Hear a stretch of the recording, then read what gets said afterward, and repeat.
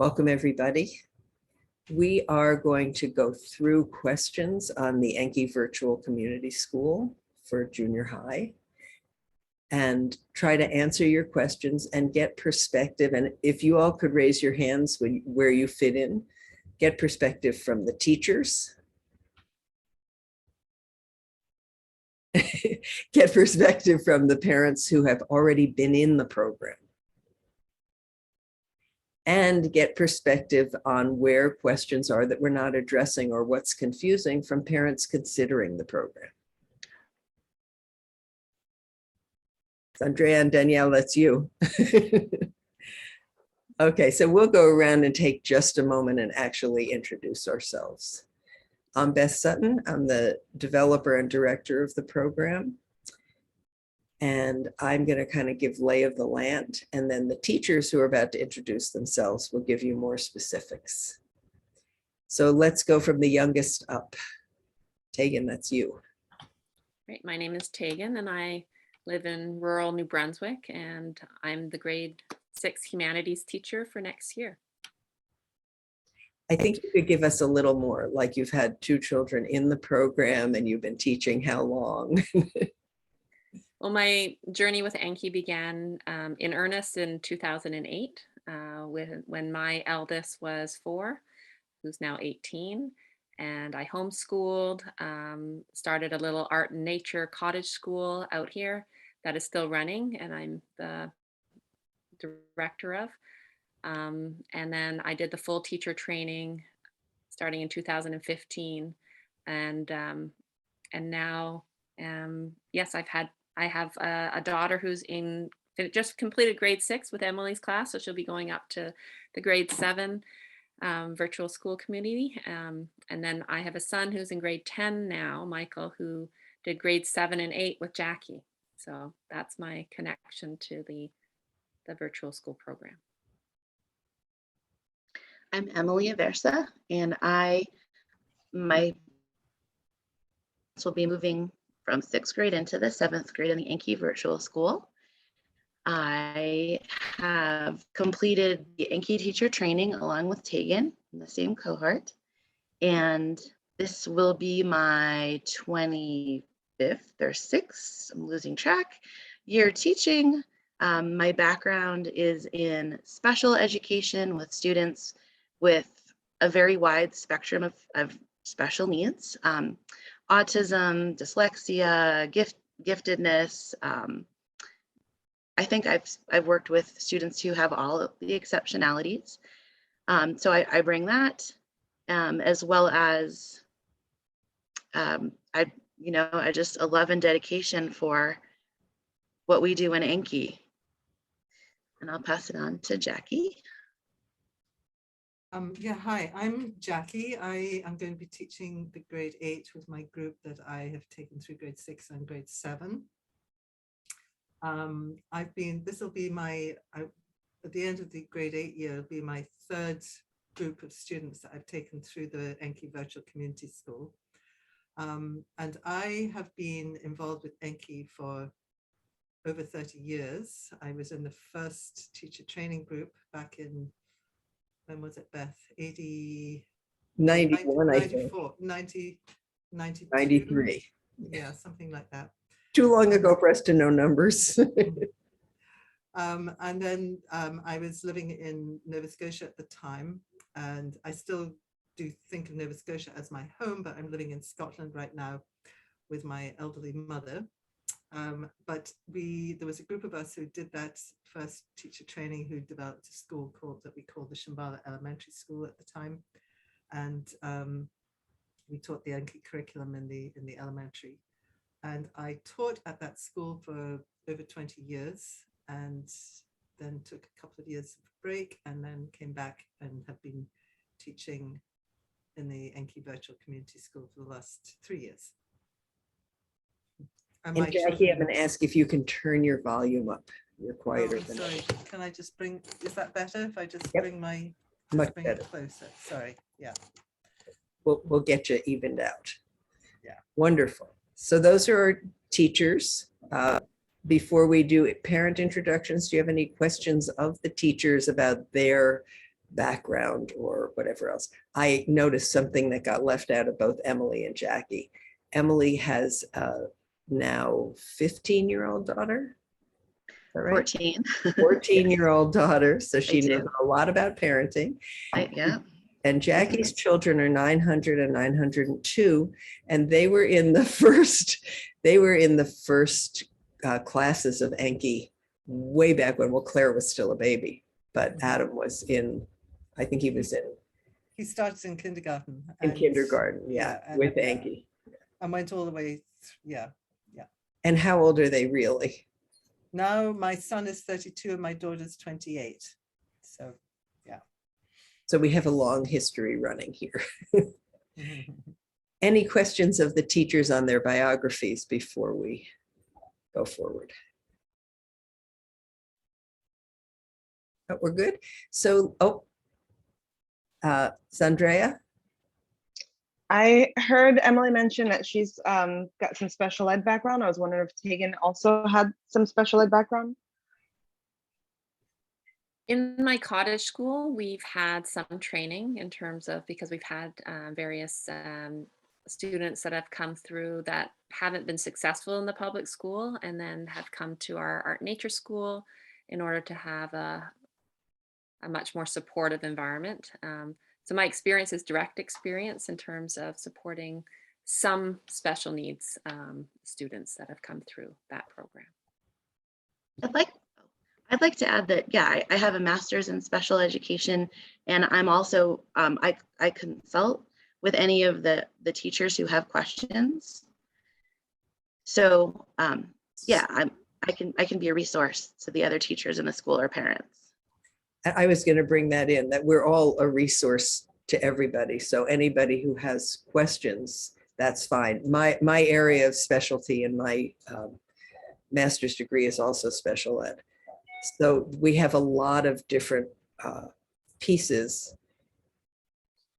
It's also true that in Enki, we work with it a little bit differently than you will have experienced before. And Emily's been our main source of weaving together how those different pieces work.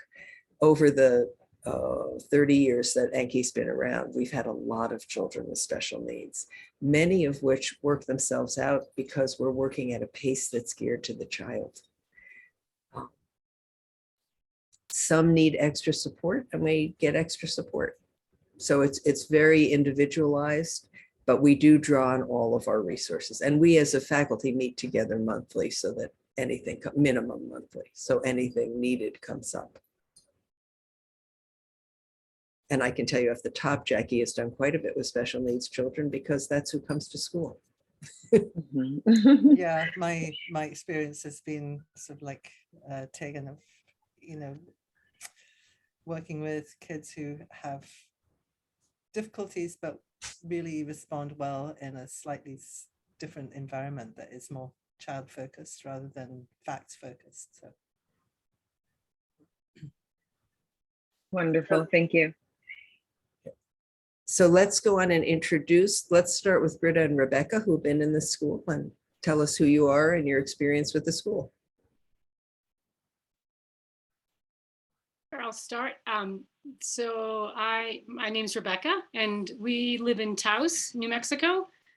And I've been homeschooling my son since kindergarten, but this will be his second year with Enki. He's going into the 7th grade, so Emily is his teacher. Yeah.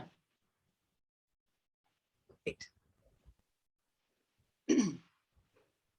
And I'm Britta. I'm in rural Nova Scotia, and I have a son who is in the same class with Emily, and he has a younger sibling, and we've been homeschooling those two boys the whole time. Wonderful. And then Sandrea, if you can tell us where you are and what age child you've got, or children altogether. I have, are we including 4-legged children? Well, no, because mine's over here. I live in New Jersey. I'm from New York City, and I have one son who is going into the sixth grade. He's been in public schools and independent schools and kind of like somewhat of a homeschooling, but mostly bilingual schools his entire life, except for the last 2 years. That was an independent school. And so this is my first adventure into teaching him at home, especially after this whole COVID bout where we were kind of forced to be at home for part of our schooling. And that actually did not fare well. I didn't see him doing very well, but I was also teaching at the time. So we were in different rooms and different computers. Anyhow, so we're in Jersey. My friend Lauren, her children her daughters have been in the school. So that's how I know you all. And so that's why I'm here, or how I'm here. Manuela and Marisol. Okay. And what you said you were teaching? What do you teach? So I worked at Bank Street, and I started as a midday teacher, and then I was one-on-one because I have a therapy background. So there was a kiddo who had big needs, and they assigned me to him personally. And then from there, I was a one-on-one for a 5th grader who had been in the school for a long time, but his anxiety had expanded and gotten to a point where there was some difficulty, and there were concerns. And then I was a movement instructor. And then because of COVID, they invited me to be an associate teacher for the 3rd grade with an amazing instructor at Bank Street. So I was a 3rd grade teacher this in 2021, 2022. Nope, the other one, 2020 to 2021. But my background, I'm a massage practitioner and a yoga instructor. And I teach yoga nidra once a month as well. Great. Well, a wide background, you'll be a resource for us too. And I think I mentioned to you that my older sister was at Bank Street back in the 60s, right? You with did. the initial teaching alphabet. So you'll see some Bank Street stuff woven in here as you go through the program. Wonderful. And Danielle. Hi. So, wow. What is there to say? So I have 3 daughters. The oldest is now turning 18. My middle daughter is turning 16. And then my youngest is the one that I'm interested in this program for. She is 12 and a half. She's been homeschooling. 3rd grade was her last year in school.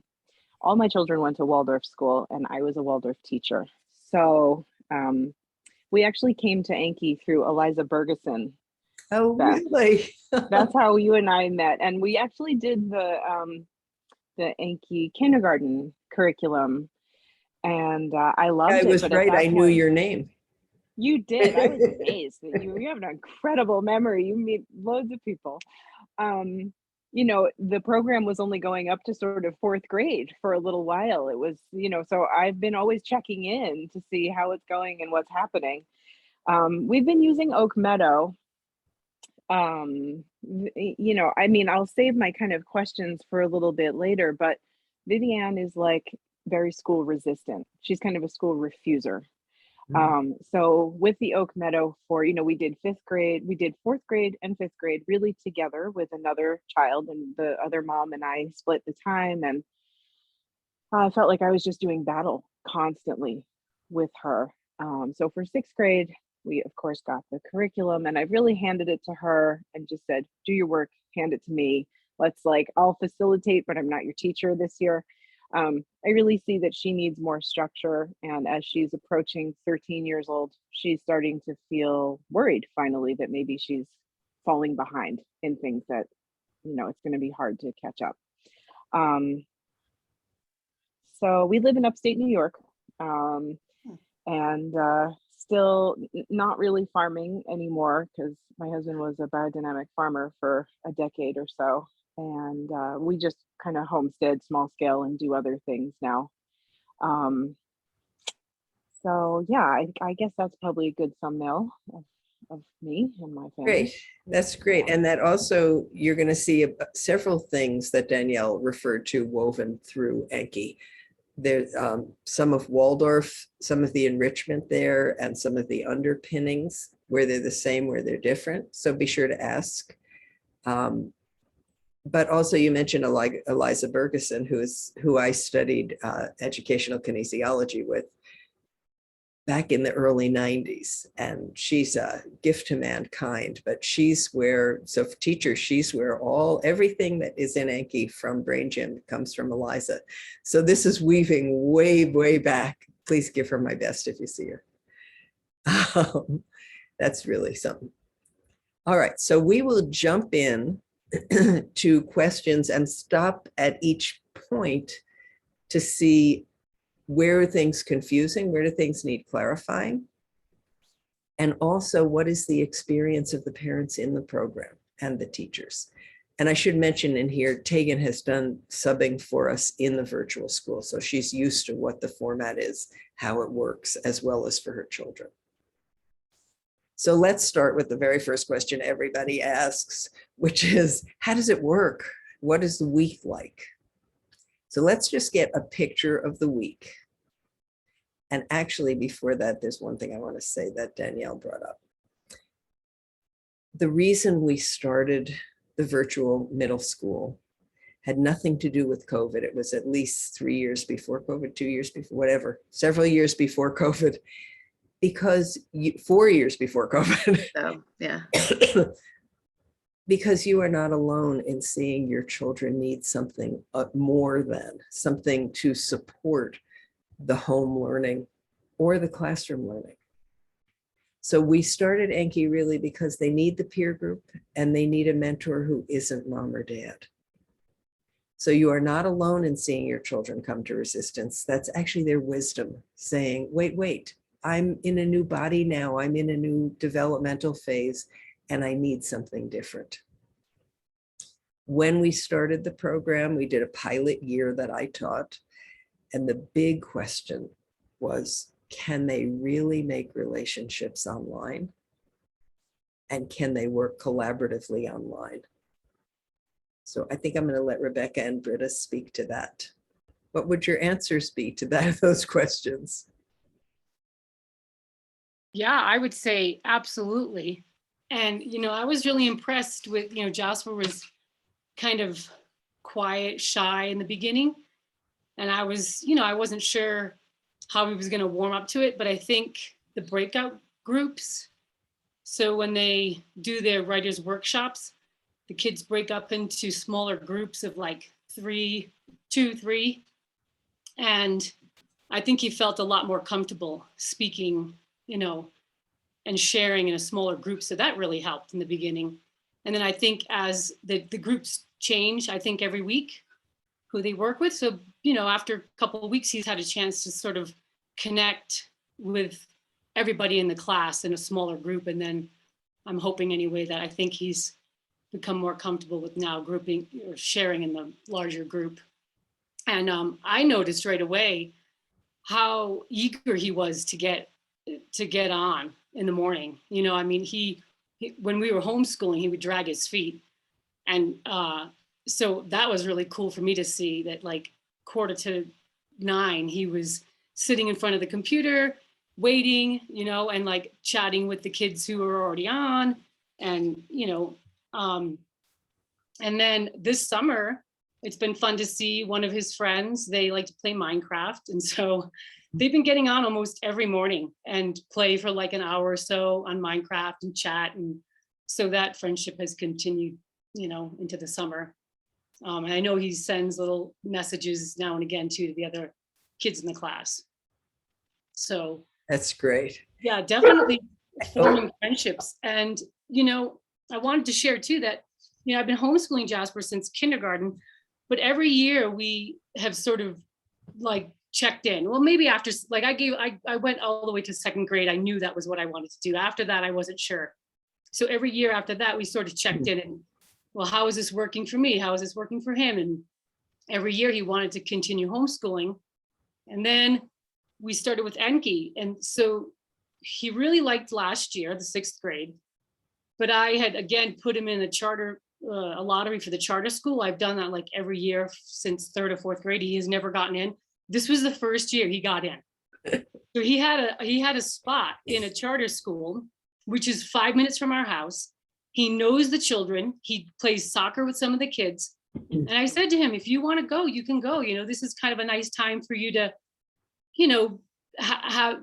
develop more friendships that are right here in this community, the kids that you might be going on to high school with.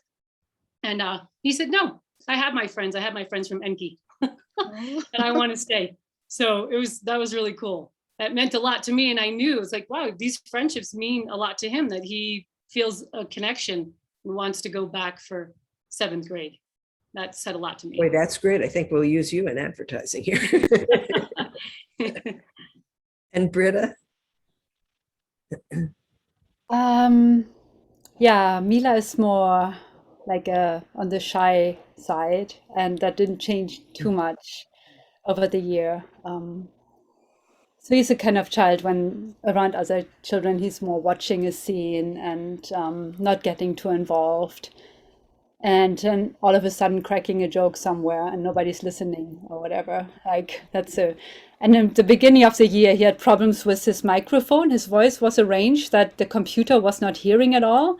So whenever somebody else would say something, their microphone would take over, and that made him feel more and more that he shouldn't say anything because nobody ever noticed him.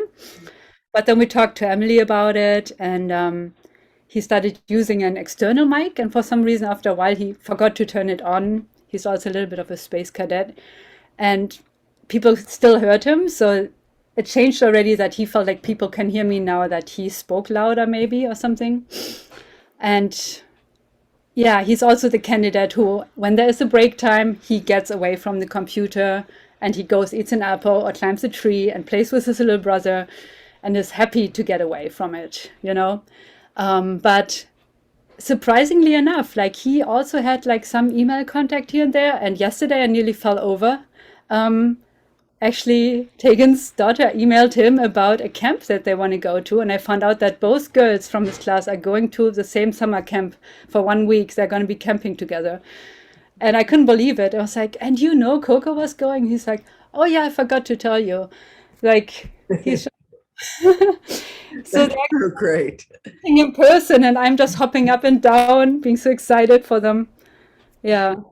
And So he's the one that he really he helped Rosabelle because she was getting a bit nervous, like this is the first real camp that's away from us, and he wrote her all the details that she needed to know, and so she really appreciated that. Yeah, he asked for some help to write the email. He's still not so good at typing, and so he asked for help. But yeah, it was very cute to just, what do you want to say to Rosie? Oh yeah, this and that. And where you last year? I don't remember. But remember, we called your friend there to see how it was. He said, oh yeah, I guess I was scared. I should say that to her. That's so great. And So I think you bring up from the whole classroom that he picks up on it, the love from the whole class. And I just see him sometimes when I mention a name or something, he has a smile and just says, yeah, you know, like he feels like he's connected to everyone. Yeah. Well, that's great. I think I will have to use the two of you in advertising. But I think you bring up a very important thing that Emily touched on at the beginning, which is that there's room for the children to be different. So Emily has a class where most of them like to get together at lunchtime, at snack time. I know in Marguerite's class, the teacher who did 8th grade last year, they really needed the space. The class I taught, they really needed the space. Sometimes one child will need it and not others. And there's room for all of that. There isn't the social pressure of you have to do it the same. I think also there are different ways that children participate. So where Mila, Britta's son, is quite quiet in class, when he has something to say, I've heard him say it. He knows the truth. He's going to name that truth and it will be heard. So there's room for them to be very different people and participate, be part of the group, even if they're coming from very different styles of how they do that. So that's a wonderful intro. In the name of time, I'm not going to have the teachers talk on this because they would go on forever about the social stuff and what they see and how delightful it is. I will say that our oldest group, that very first group we had, those children just graduated from high school. Some of them are still friends from way back. They're heading off into college and they're still letting each other know. And we're going to have a reunion of those first few groups in a couple weeks, and they're very excited about, I can't wait to hear what my old friends are doing. So they make real relationships at the way they do. Every child's different. So it will be, you know, that kind of can't let you go friendship for one, and hi, so great to see you for another. And that's all fine within the context. So given that, let's go on to the flow of the week where so many of these things will come up, just so people know what land they're sitting in. And this time, can I find it? First try. So I'm just going to run through, and I'm going to ask the teachers to say a little bit about each of the stops where they're with the children. We're going to start on Friday because that's where the first assignment comes in. So is my cursor showing? So when I do this, your attention goes where I am? Yes. So Friday at the end of class, they're assigned new chapters, which we're going to call Set A. Everything on this chart related to those chapters is in the same color. We can't tell you ahead exactly how many chapters because they're grouped by what's happening in those chapters, not by how long are they. But the children are reading somewhere, I'd say, between 8 and 25 pages every 3 days. They're going to be assigned that Friday, and their whole job with it over the weekend is just to read it. We would like you not to discuss it with them, just to let it be read and work its way into being part of their experience. But we do need you to be sure they are doing the reading by Sunday night. Some children, particularly on the East Coast, have thought they could read it Monday morning. We ask you as parents to be sure that doesn't happen. In Enki, we work with a threefold learning process. They take in without opinion or discussion. They need to sleep on it in order for them to make it their own. So if they're rushing in Monday morning with newly read things, they don't have that same depth of presence with it. So the reading is done over the weekend. We have not had any children who had trouble completing it. I will say there, though, this is a humanities class. For us, what that means is this is the soul food class. It's not a reading class. We're going to work with them on writing skills on the level of helping them really connect more deeply. But the goal of this class is that deep connection. So if your child has a reading issue, this is not the place to push them to practice. They can listen to it in the audiobook on Red Shelf. You can read it to them with them. But we do ask that you don't make this a chore, because the goal is that that deep internal growth is being touched. Any questions on that much? Remember, I can't see all of you, so if you have a question, you have to just speak up. Okay, we're good there. Then on Monday morning, the teacher leads a reawakening where she's bringing them back into the story, but what they bring up is what spoke to them. So this is the place where they bring up the personal element. And one group's retelling of the chapters they read will be very different from another group's. And that's great.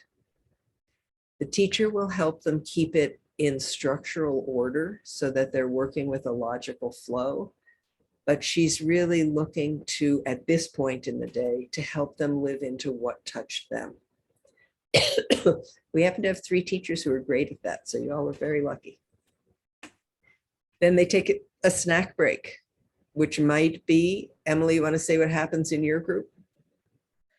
So in my group, it tends to be kind of a social time to kind of chit chat for not everybody, but for, you know, a number of the students.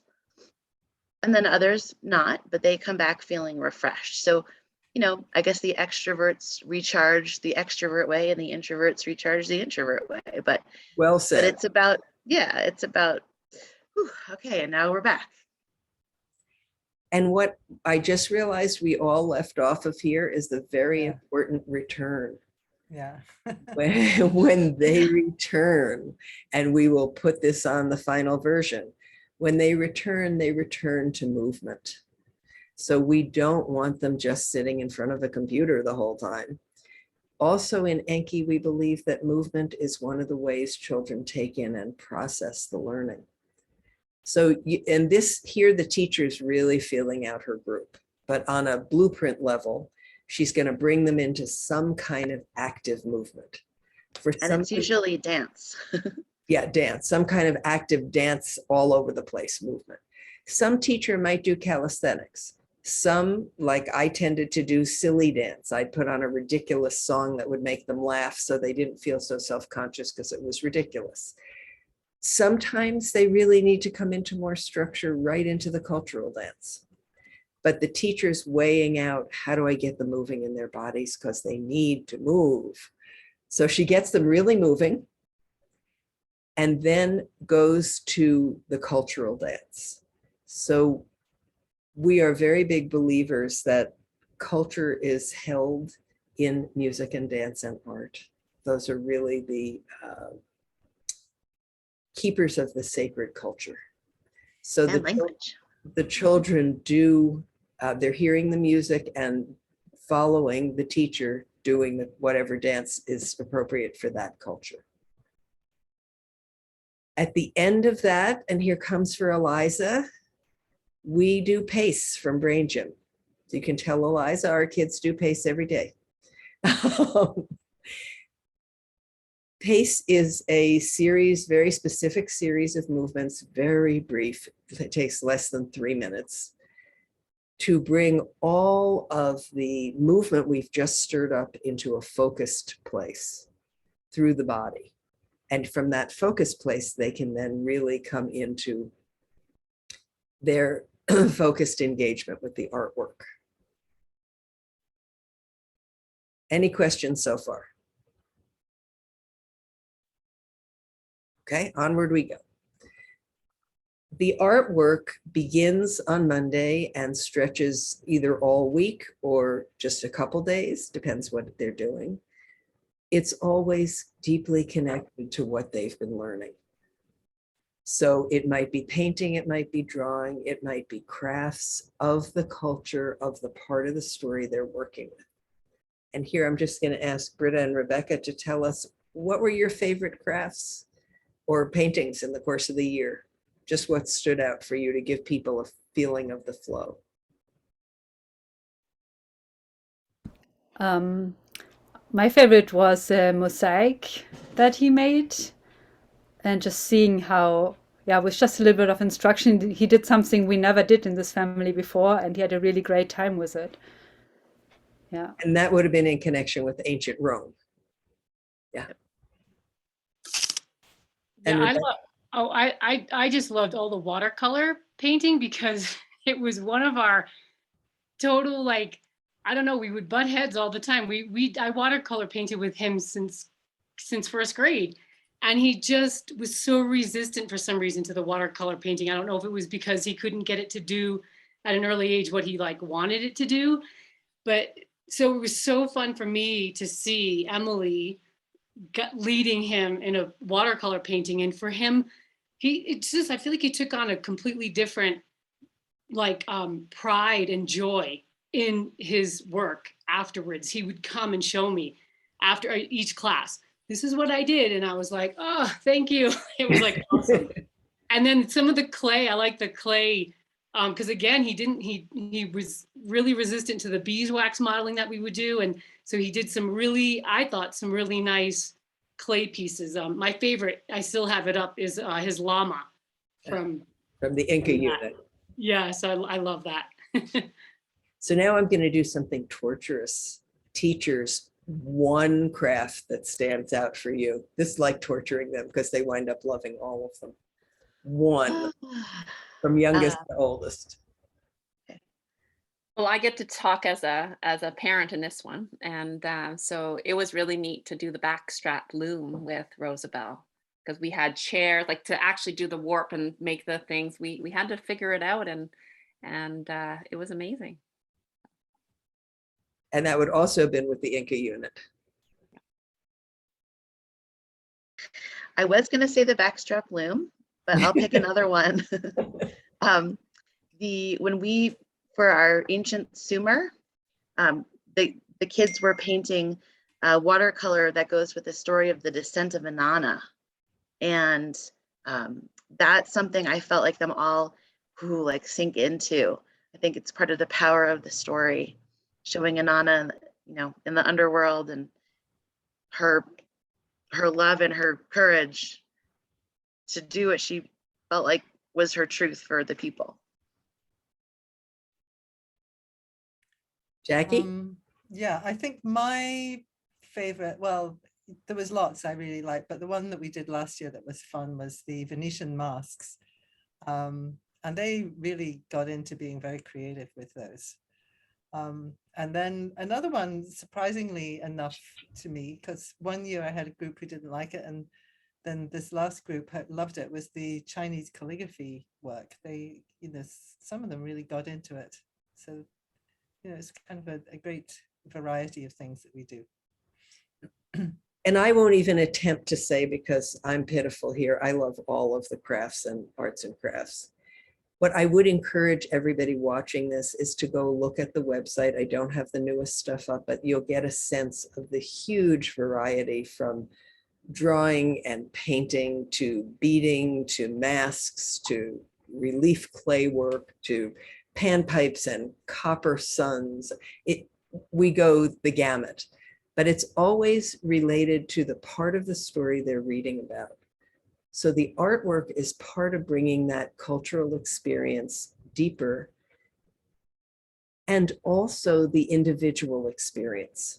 So it's not randomly from the culture. It's what someone mentioned, the llama, I think it was Rebecca. The little boy in that part of the story, the llamas are his connection to his grandfather. It's his connection to the culture. It's his connection to the animal. So making it out of clay is bringing them more deeply into the experience. So they begin the artwork there, and it usually takes the week. Then they come out of that and together do an outline of the story. And here we're working much more conceptually, beginning, middle, and end, what happened where. From that, they choose what they want to write about. And most weeks, for the first 8 weeks, they're just writing 2 paragraphs. So it's a very short writing on whichever part of the story spoke to them, from whatever perspective spoke to them. So this is the place they really take up the personal and put it out there. And we'll come back and talk more about that. They choose their part, and if they all choose the same part, that's fine. They choose it, they write what we now call a sloppy copy, and that will then be shared with their partners. So this is not easy for many of them. We are looking for them to write a rough draft and to begin to be at home with the notion that they don't have to be perfect all the time. They can just jump into something, write a rough draft, and then we're going to work with it as a team. Monday night, they do have to finish that rough draft and send it in and read their partners. That does really have to happen Monday night, or they're not going to get the depth of experience. They come back Tuesday, and I'm going to speed up a little here so we can ask questions about the parts.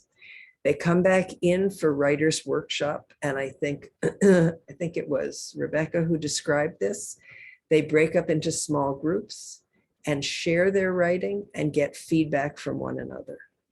The teachers work intensively with them on how to give positive feedback, but actually offer constructive criticism. We feel that this is one of the most important skills they can get for life, but especially in their preteens, because as they get to teenagers, they tend to get very either or. It's negative or it's positive. We're trying to help them really learn the art, and they get so good at it, it's rather stunning, of giving feedback in a way that is positive and constructive. So that's what they're working with here. The teacher works intensely with them on how to do that. And they work in different small groups. So they're getting social direction without social direction. They're getting the experience of social direction. They go on from that to the snack break and the movement, same again. And then this day they have much more time for their artwork. So this is where the teacher will give more instruction or they'll do a more difficult part. They have a nice long chunk to really get the artwork in hand. Tuesday and Friday at the end of the day, there are office hours for children who need it or want it. So you may have a child who's really uncomfortable painting, who wants some one-on-one time. There's a half an hour Tuesday and Friday that the teachers are scheduled for, where the children can ask for help, or the parent can say, my child's struggling with this. We do ask you to let us know where they're struggling. Could be anything, could be social, could be artwork, could be writing, could be reading this story, understand anything. The teacher's there for the individual child. If the child is not keeping up with their work or the teacher sees support they need, she will ask them to stay. We need you to schedule your week so they can stay if they're asked. It's really, really important that the teacher has a means to follow through. And that's her means, the office hours. So that's Tuesday and Friday, half an hour. Tuesday, they're assigned the new set B of chapters. They have until Friday, until Thursday night to have that read. And that's just reading. Again, we ask that you don't engage with them on discussing it. Just read it. Let it be their experience. During Tuesday afternoon and all day Wednesday, they need to polish their paragraphs, bringing in whatever their classmates raised. They can disagree with it, but they need to think about it and polish it. One of the things about polishing it is that they do need you here. So we as teachers need you to have looked at it with them and corrected spelling and grammar. So when the teacher gets it, that's not her job. If they're in the enhanced studies during the middle term, the winter term, they will be studying grammar, basic grammar rules and applying them. After that, we'll give you some pointers on how to work with them to be responsible to correct their own work. But we need that to be your responsibility. So the teacher can then, she will then take all these finished pieces and weave them together so that between the different children and whatever she needs to add, they have retold what they read on Monday. And on Friday, they will share that. And after we get the flow of the week, I think it'd be great for the teachers to talk about that experience of sharing their work. So Friday, they will together read the combined set A, which is now actually a story from different perspectives. And then they go on and reawaken, which is a kind of retelling of set B, the read stories that they read here and read in red. They're going to retell them here, have a snack break, finish their artwork from A or do a short one from B, and then outline what they read. And they're assigned the next set of chapters. So there's this constant flowing and rolling over. So before we go into questions about any specific part of this or how children do with different pieces, are there any questions on the structural flow?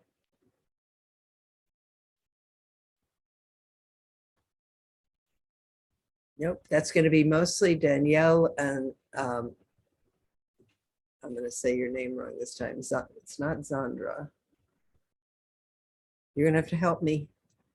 Zandrea. It's Andrea. I knew I left off an Aya. Do you two have any questions? Nope. All right, we're going to come back together in 1 second. I just want to run over so that it's clear for people watching. They start with set A chapters. They have the whole weekend to read them. Then they're worked with Monday and Tuesday. The children work with them at home Wednesday, and the class shares them Friday. Overlapping with that, on Tuesday, they're assigned set B. They have the 3 days to read them, and then they awaken them and do an outline on Friday. Much of the time, the teacher will bring them back in Monday morning as the kickoff to the reawakening the new ones, because it's a continuous story. So that's the overlapping flow. Writing wise, every week, they have to finish the sloppy copy, send it in, and read their partners. That's just 2 paragraphs. Then they're going to polish it on Tuesday and Wednesday. Twice during the longer terms, winter and fall and spring, instead of doing the 2 paragraphs, they will do a full essay, and they'll have a narrative essay, and they will have a longer period of time to complete it.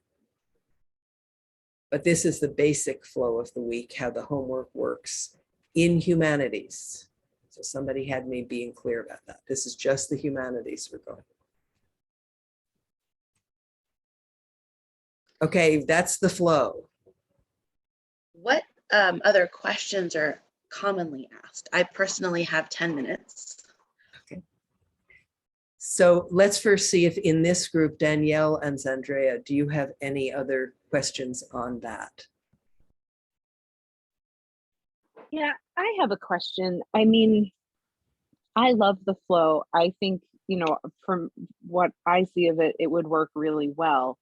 But Wednesday and Thursday are off days. Those are independent work days. And then they come back together on Friday. Is that right? Yep. So my experience with Vivienne is that she's like, I forgot everything by Friday. She's definitely, she's hard to describe. I'm not sure how to work with that rhythm for her. I'm not sure what about that rhythm doesn't work for her. And she, you know, going into 7th grade would be in Emily's class. She's not like a self-directed, you know, I have to sort of sit on her to get her to do the thing.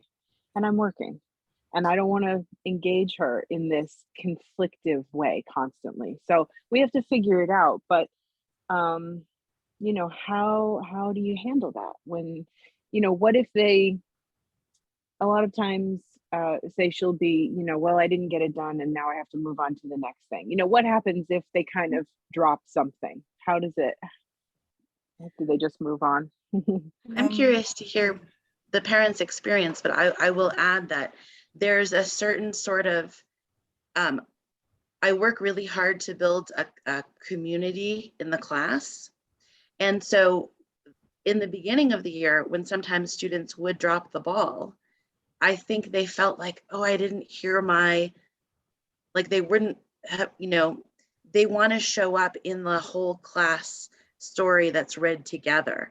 There's a sense of, oh, I want to like be a part of something. So it kind of takes, well, I'm curious about what parents think, but in a way it kind of, that sort of, it takes care of itself in a way. Not, you know, there are sometimes I have to meet with kids and like, okay, where's, how can I help you, you know, have something ready on time. But.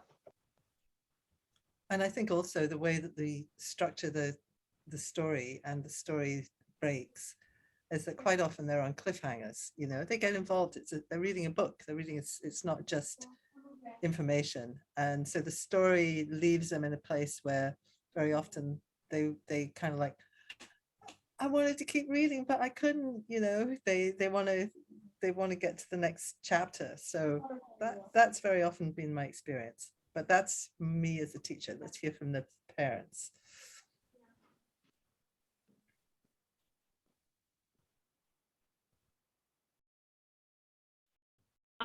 For me, you know, I only work like very part-time. So I'm home a lot. So I'm able to support Jasper. In the beginning, he definitely needed that support. He needed me to kind of push him along and ask him, okay, well, what do you have to do for tomorrow? What do you have to do for Friday? But honestly, I'd say sometime maybe after like the winter break, he was just on it. And I didn't really have to ask that much, or I would ask, but he would just have it done. He'd say, oh, I already know, I already read it, or whatever. So I don't know, that wasn't really an issue for us. He stayed on top of his work, and he enjoys, well, and we read to him. I read most of the stories to him, just because I kind of was like, this was my first year that I wasn't totally just homeschooling him, and I wanted to still be a part of it. So some of it was like, I didn't want to let go of that. And the stories were so beautiful and so fun to read. So a lot of it I read to him just because I wanted to. And then if I didn't have time, he would read to himself. But yeah, he stepped up to the plate, and, I think he took responsibility, because the next day they're breaking into these writing workshops, and he wanted to show up with something for his classmates and for himself. And so I think he took responsibility for that, just because he was being held accountable by his peers, and that meant something to him. Yeah. So that wasn't real. Yeah, that was my experience. And Britta? For Mila, it was in the beginning also. We had the thing hanging on the wall, what to do, what day, and we're all struggling a little bit this is also new. And we're a little nervous, but we noticed, okay, if you follow this grid, then you're just fine. And I remember, Emily, you sending out emails to them and saying, please read a chapter a day, pace yourself properly, or at other times, don't start reading too early so you don't forget, because during break time they had to read something. And then you said, please start only on Saturday, so you remember it on Monday. So there was a lot of guidance, and he just followed it. And I would have loved to read with him too, but he has a little brother and we didn't want him to hear. So we only did that sometimes to help him out when he felt a little overwhelmed here and there. But other than that, it was just the help you're giving by telling them when to do what, and who has some artwork still to do, please sit down on Friday, something. It was just enough for him to do it. Yeah. That's great. You guys brought up a bunch of things in there I want to be sure that that we address. One that Britta just brought up is these stories are all written to be right at the children's developmental growing edge. So we really don't want you to read them to younger children. Older children, fine. We have children in 18s who still like to read these stories. That's fine. Adults like them. But they are at the growing edge, and it's really not appropriate for younger children. Basically, you'll scare them. They're really written. And the other thing is we encourage that the children don't read them right before bed for the same reason. You want them to have room to let it just become part of them, and their whole system can work on it while they sleep. But if it's right before bed, then it's kind of jammed in. So that was one important thing. Another is that children are different. So there are absolutely children who resist and don't get their work done. And that's why we have office hours. So as much as possible, we don't want that to be, we want the reminders to be between you and your child. So they're just learning the skill of taking hold. They absolutely need that question that Rebecca was talking about, or Britta was talking about. What's due tomorrow? What do you need in art supplies tomorrow? They absolutely need those reminders. They're only preteens. But when they get into the headbutting, that's what office hours are for. Then they won't have their work done, and the teacher will keep them. And the teacher will not keep them from a sense of, you're so bad you didn't do it. They'll keep them from a sense of, so what made this too hard for you? Let's see what support you need. Where do you need to figure something out here? And let's do what we can right now. And tomorrow I want to see this. So she's going to be right there helping them learn the study skills and figuring out with you. But we have the children 2.5 hours, 3 times a week. you are our partners. We need you to tell us. If you're in a headbutting with them, tell us really quick. If they're overwhelmed, tell us really quickly. So don't hesitate, you're partners in this process. I think the other point I that wanna- came up was, just that the sense of accountability that they have to each other in Writers' Workshop. I think that's really important. They don't like showing up or not being part of that small group and, you know, showing up empty-handed, and they feel kind of weird about it. So, yeah. And that's part of what we want to build for them, the sense of being a responsible member of a community. Rebecca, you had something there?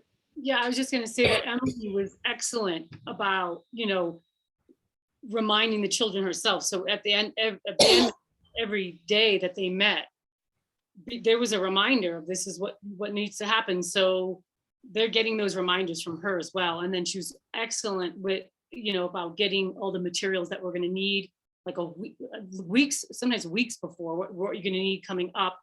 And then always the reminder, at least a week or two before, these are the crafts that are coming up, these are the materials you're going to need, and then for certain than like the night before. So I always felt like we were very well prepared for what was coming and what we were going to need for those projects.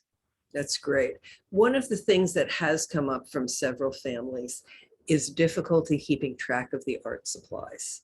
And it is written in your materials, but what has worked is to have a box or a big canvas bag in which their art stuff is kept. And Sunday night, you go through with them and be sure they have everything for the week. So even if they're going to grandma's house or you're on a trip, they got their canvas bag, they pick it up, they take it. The art is not extra for us. It's really central. And so if they don't have their beads and they're beading the necklace that Mandela wore into court, they really missed a big thing. And it pulls down the whole group.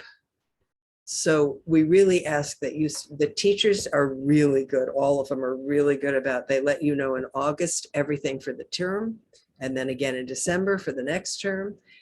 And they remind you a week ahead. So you have your reminders on the parent discussion board. The children get reminded, but we need you to check with them. Like just make a routine. Sunday night, we check your art supply bag. For the week, you're going to need this, but boom, I can take it with me. Anywhere I go, I'm prepared. Britta? Yeah, with the artwork, we had it a couple of times that we had frustration, like with trying to order things and things being slow here, rural Canada. And what I noticed was, or like ordering something, it was not quite working right. And just that it's actually about the digestion of the story, that we try to get the perfect thing and have something that works. And then if we can't, we figure out an alternative. And that was so good because he was like so upset about his sun disk. He couldn't carve in his copper.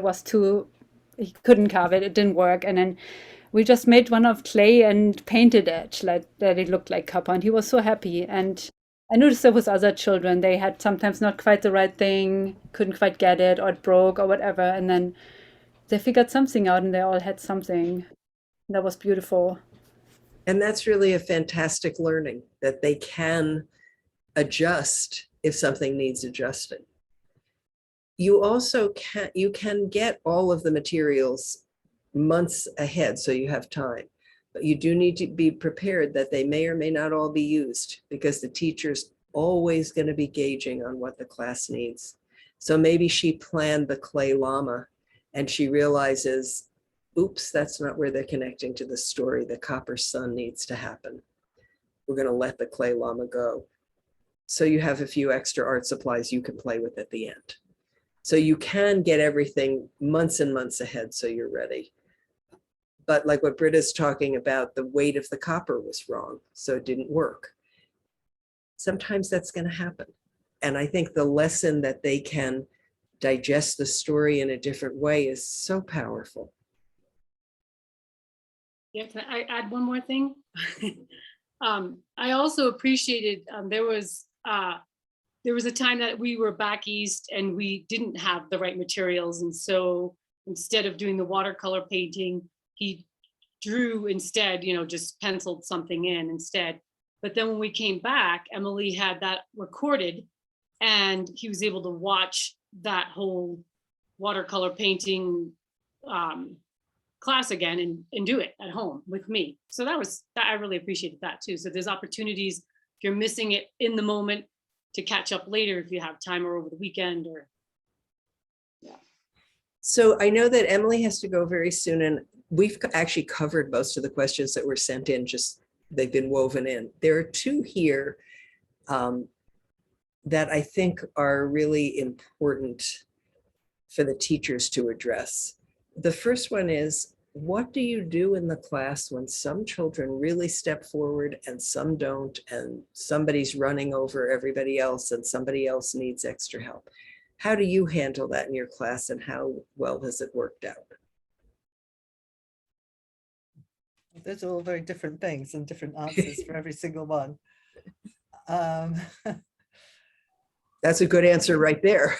Yeah, I mean, I had a child in my class this year who, out of incredible enthusiasm for everything, she was so into the whole thing that she was always the one to answer a question or put her hand up, or she always had so much to say, to the point where her enthusiasm kind of overwhelmed some of the others.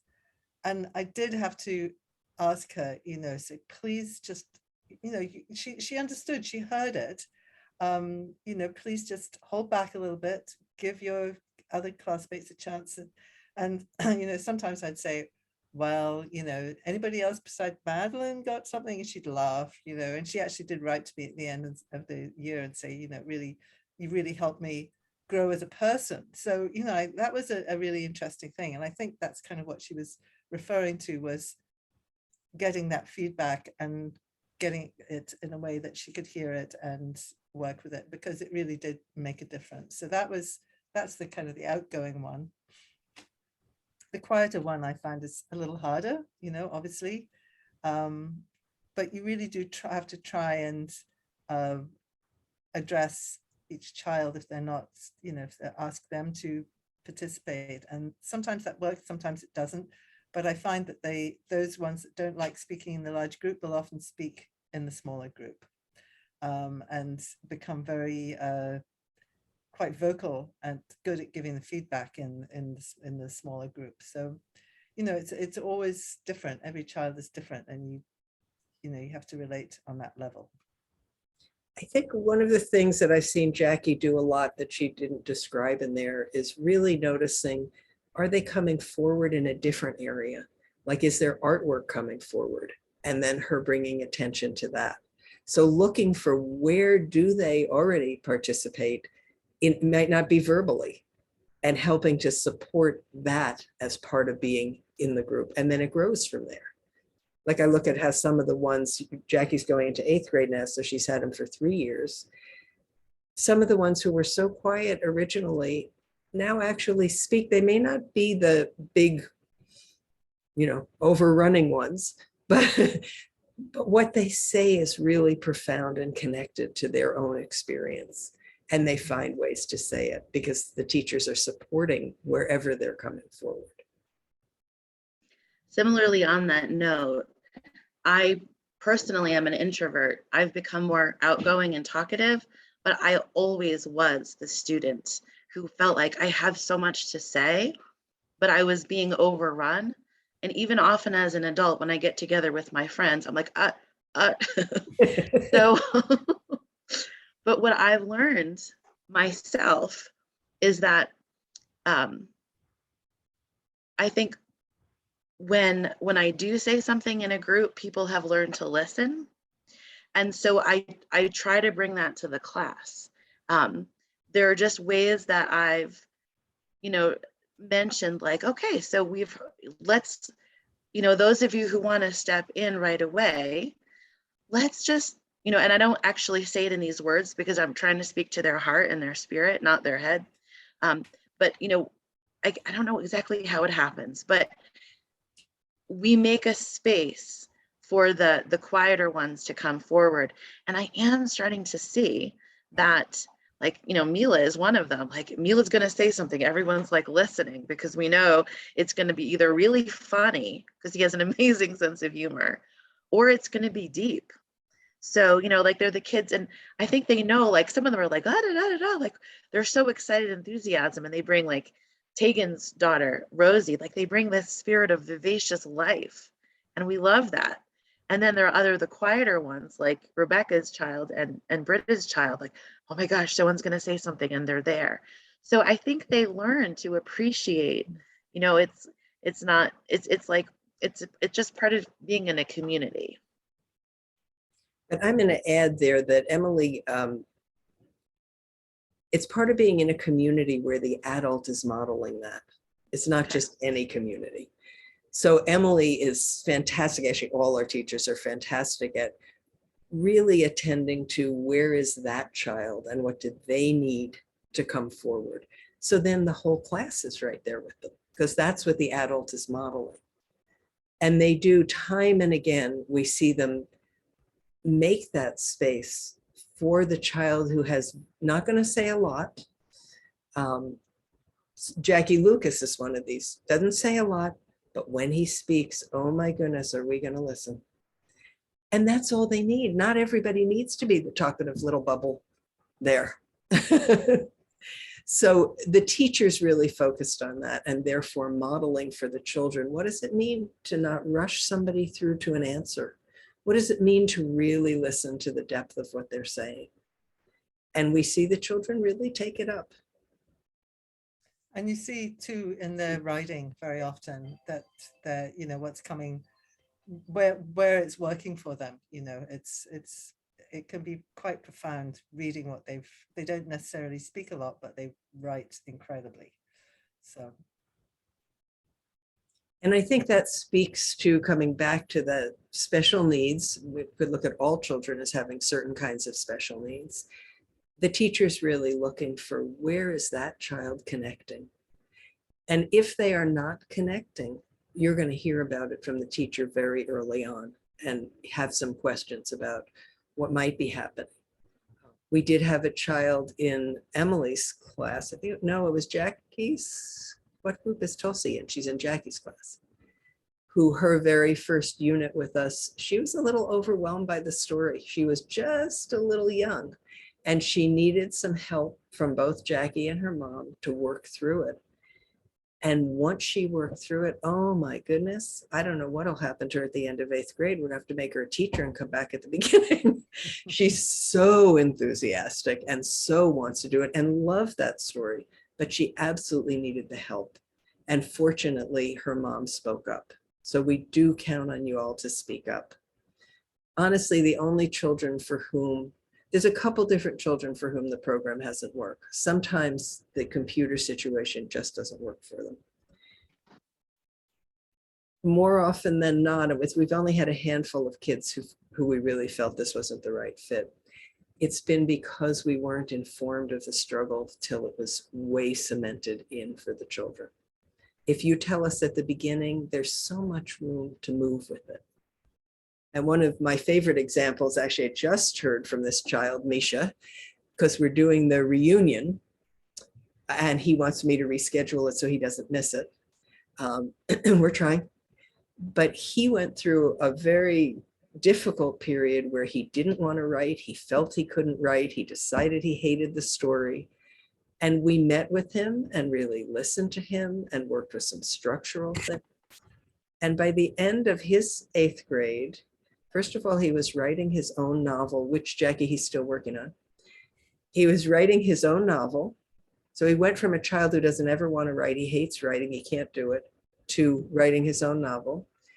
And he was one of 3 who at the end of that 8th grade group for Jackie refused to leave basically and said, can we come back and do 6th grade because we didn't do 6th grade with you. So they were 15 and they did 6th grade with the 6th graders and Jackie. So that's an example of if we work with a problem, incredible things can happen. But if you don't tell us, we're sunk. So we really count on this as a partnership.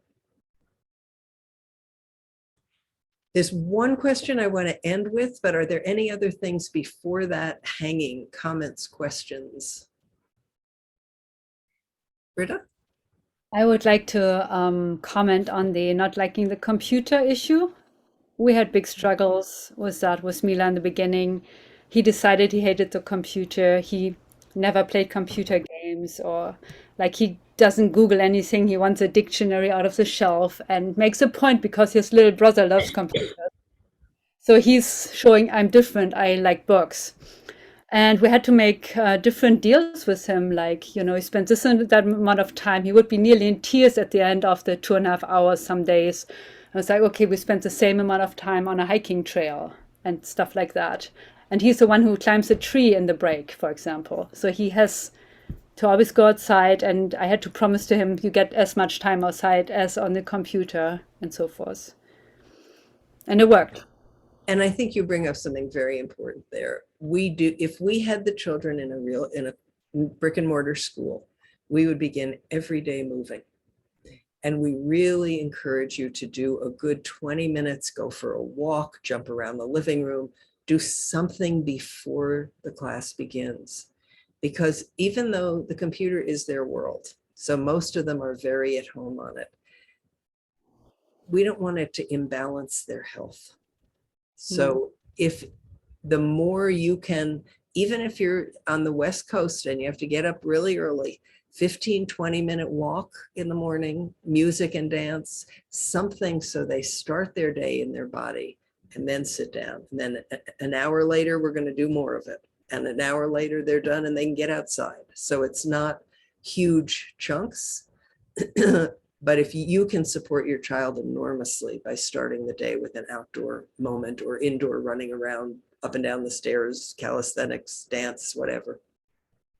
So it's going to be interesting when he does the science this year. Last year wasn't offered for 6th grade, and he tried the grammar and he couldn't get into it, mainly also because too much computer time, he thought. He had that in his head, right? He decided that. And there was nothing we could do to get him out of that thought. And now he's a year older, so we're going to try to have him in science and math. Yeah. But it will be very important that's why we leave an hour break, that they get up and go out, they move around, they eat, they really let go in that space of time.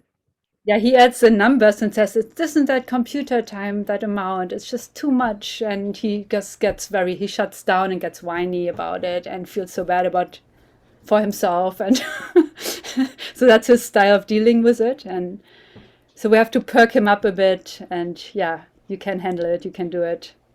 Yeah, it's going to be interesting. Yeah. So, and it also brings up, as far as math science go, we do offer a homeschool version as well as the virtual version, in part for just this reason. For some of them, it is too much.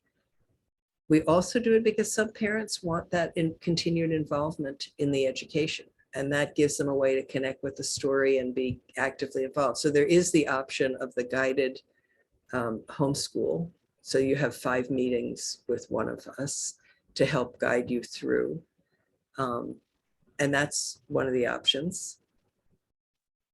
The other thing is that there are children for whom it's not the right fit, and it helps nobody to push them through. So we will be absolutely honest with you if we're looking at your child and we feel like not just he's mad about the computer, but he's actually not working for his health, or your child's too young, or developmentally this isn't the right spot for them, or whatever the reason is. We're here to serve the children. So if we see something that says, this does not feel like it's serving your child's health, we are going to tell you. Mm-hmm. I think very unusual, but we are going to tell you. I think humanities is perfect for him now.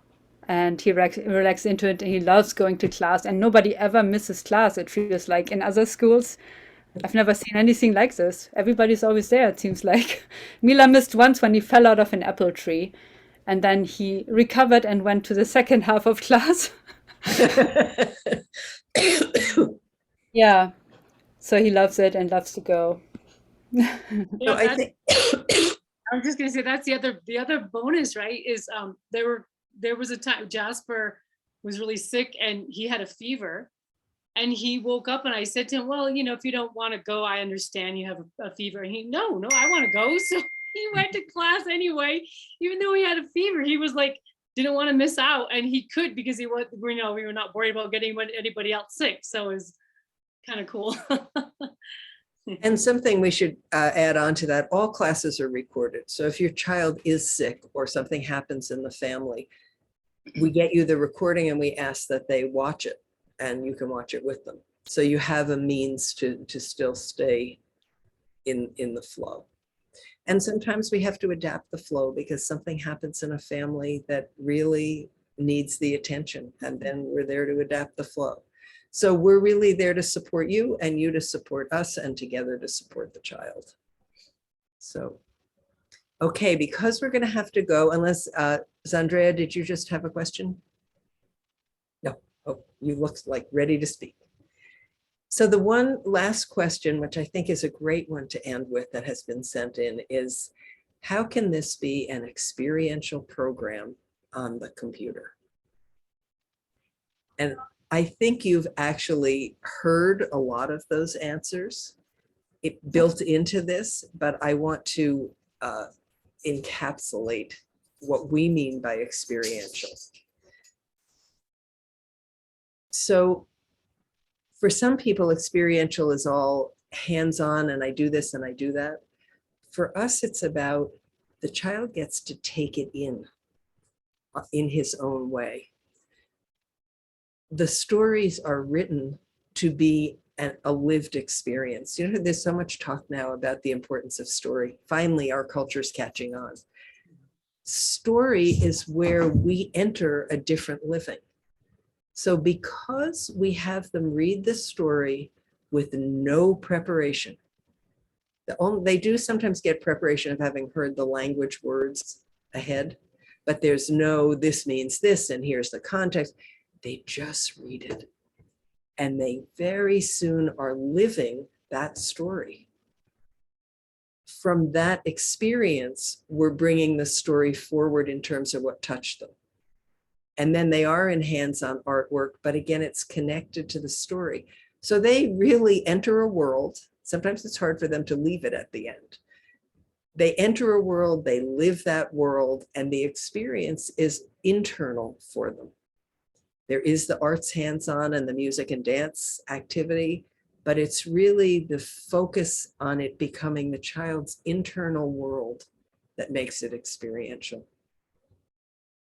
When you have a program that is working with a story by telling them ahead, here are the issues to watch for, and be sure you know who is the main character, the supporting character, the plot, the supporting the blah, blah, blah, blah. It's already not experience. They're up here figuring it out. So the fact that we work with this threefold process where they first just take it in, it becomes their inner world. And then they engage with it in retelling it, in writing about it, in discussing it, in doing artwork and music and movement. And still we're not asking their opinions. And finally, on the base of all of that, they do their writing in depth, and there they get to step out and really give opinion and give perspective. But by then it's really theirs. So for us, it's the threefold process that defines experiential learning. And the teachers were trained in embodiment. And so, and in storytelling, we're trained in that. And so when the kids are, you know, we're doing a dance that is from the culture that we're sinking into, like this unique expression of our unitive humanity, this beautiful particular way that it shows up in this tribe or this culture or whatever, you know, we're doing that dance, like we're embodying it. So for those of you who have a background with movement, any kind of movement, it's really, really, truly amazing to me. Most of my teaching experience has been with kids in person in a brick and mortar school. I had the emergency, at home during 2020 with COVID, this is nothing like that. Honestly, this is nothing like that. I feel like I'm with the kids, like we're there together and we are experiencing something together. Yeah. And I think Emily brings up something that's a really great closing, which is we're doing the cultural work for many, many reasons. But the deepest one is that the children feel themselves a part of the human journey, no matter how that journey is manifested culturally.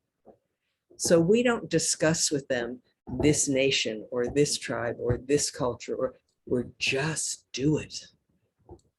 And then as they work with their projects, we didn't even talk about projects, but another time, as they work with their projects where they're working in small groups on their own with the teacher's help at the end. And I will encourage everybody to look at their projects. Those are child developed, child driven, child executed projects that they do in the last 4 weeks in the fall and the spring. And they are online. Don't miss them. It's really great to see them. But as they're going through the process, they're not standing back and saying, this culture does it this way, this culture, they're just living it. And that's where it becomes the human journey, which is what we're after. So I think on that note, we've gone a very long time and we've got a nice window in from all of you from your different perspectives. If there's anything pressing, we could take it up. And if not, I think it's time to end. Anything pressing? We're good. One pressing thing I do want to say is there are only 2 spaces in the 7th grade. If you are looking for 7th grade, you need to act quickly. The other 2 grades have more openings. Okay, great. Thank you all very much. Thank you. Bye-bye.